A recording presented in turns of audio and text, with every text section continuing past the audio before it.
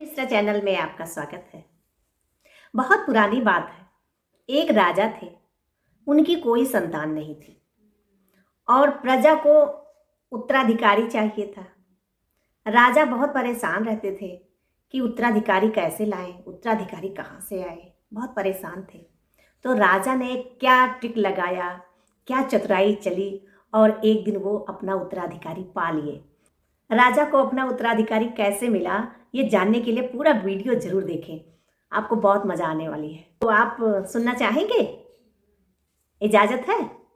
Okay, thank you. एक राजा थे और उनकी कोई संतान नहीं थी। उन्होंने कई शादियां की, कई रानी भी उनके यहाँ थी, लेकिन उनकी कोई संतान नहीं थी। अब काफ़ी समय बीत गया, राजा साहब की उम्र भी बढ़ रही थी, प्रजा को अपना उत्तराधिकारी चाहिए था। ऐसे में राजा ने एक योजना बनाई।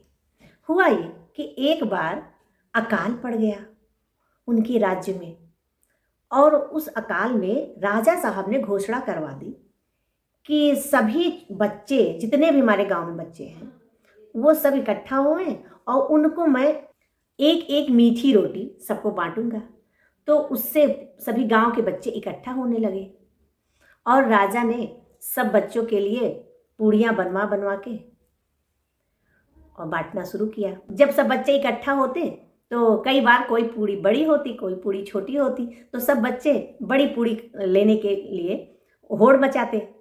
ऐसे में एक बार एक लड़की थी जो कि बहुत गरीब घर की थी और उसके यहाँ भी खाने को कुछ नहीं था, क्योंकि अकाल ऐसा था कि सबको समस्या हो रही थी।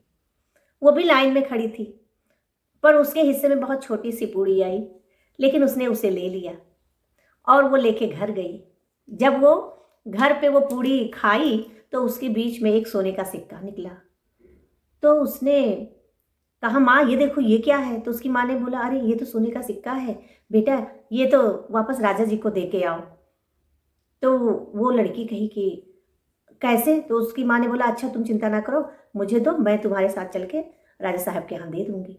दूसरे दिन वो लड़की को लेके उसकी माँ और राजमहल के पास गई तो पहरेदारों ने उसे रोका। कहाँ जा रही? उसने बोला, महाराज से मिलना है।